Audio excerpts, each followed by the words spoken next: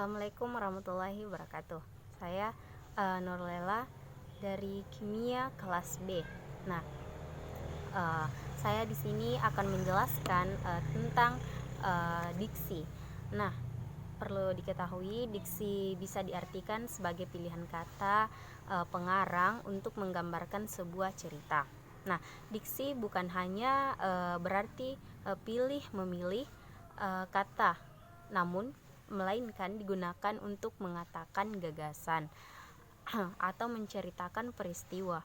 Nah, tetapi juga meliputi persoalan gaya bahasa, ungkapan dan lain sebagainya. Nah, agar dapat menghasilkan cerita yang menarik dan mengundang agar si pembaca tertarik untuk membacanya, ada syarat-syarat tertentu yang terkait diksi tersebut. Yang pertama adalah ketepatan. Nah, ketepatan dalam memilih kata dalam menyampaikan suatu gagasan itu sendiri. Nah, kedua, pengarang harus mempunyai kemampuan untuk membedakan secara tepat nuansa-nuansa makna sesuai dengan gagasan yang ingin ia sampaikan, dan dan kemampuan untuk menentukan bentuk yang sesuai dengan situasi, nilai rasa bagi pembacanya. Nah, yang ketiga, menguasai berbagai macam kosakata.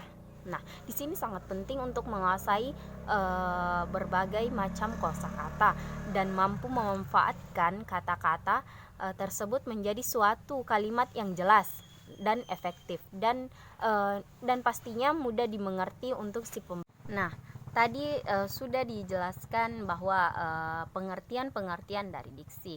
Nah, sekarang adapun jenis-jenis diksi yang berdasarkan leksikalnya.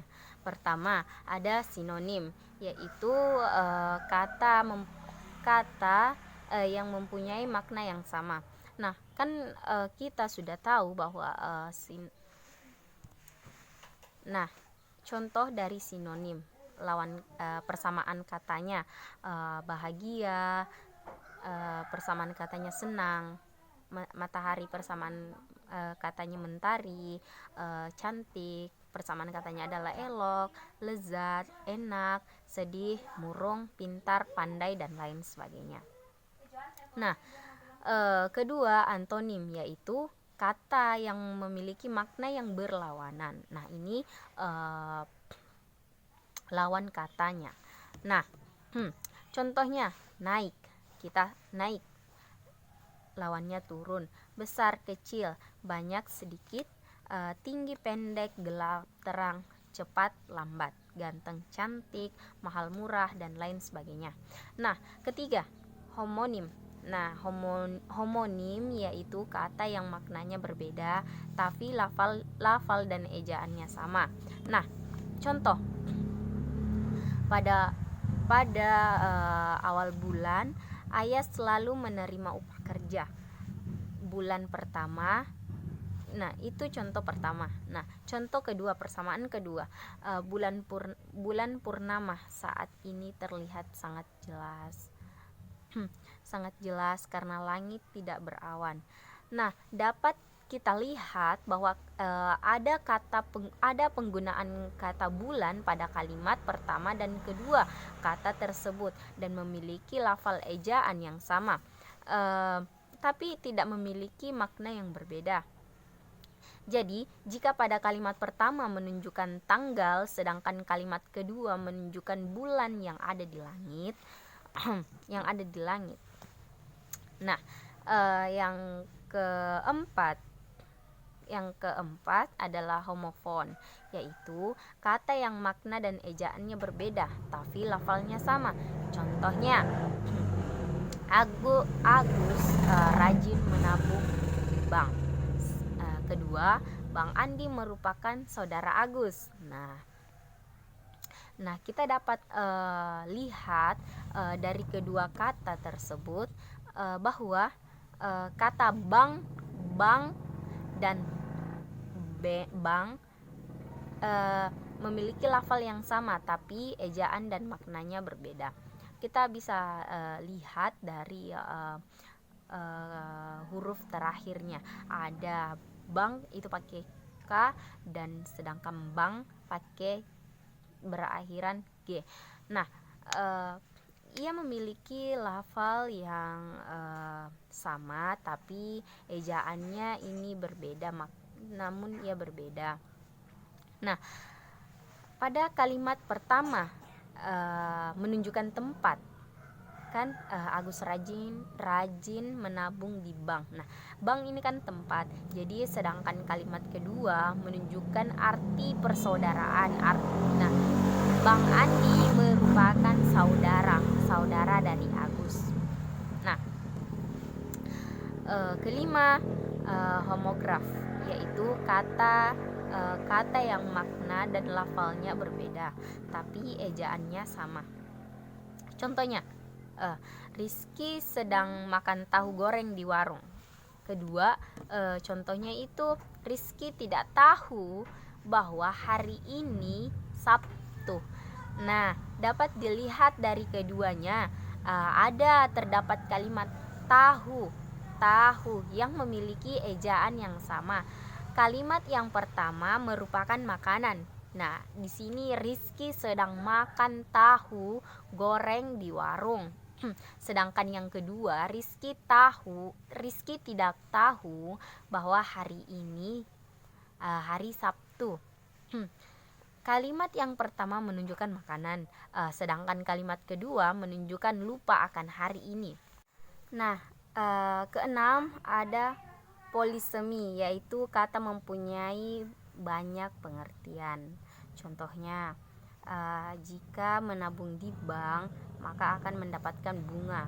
Kedua, dia adalah bunga desa tercantik.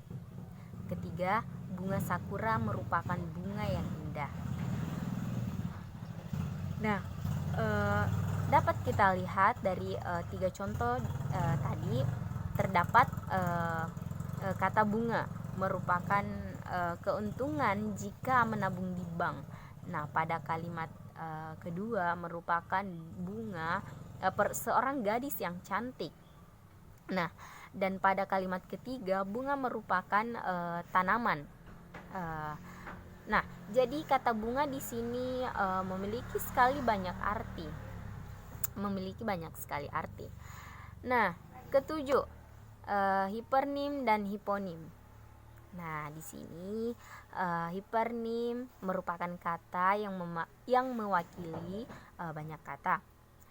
Jadi suatu kata hipernim dapat menjadi kata umum dari penyebutan kata-kata lainnya.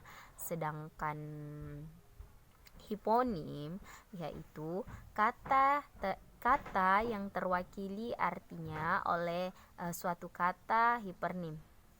Contoh kalimat yang mengandung kata hipernim dan hiponim.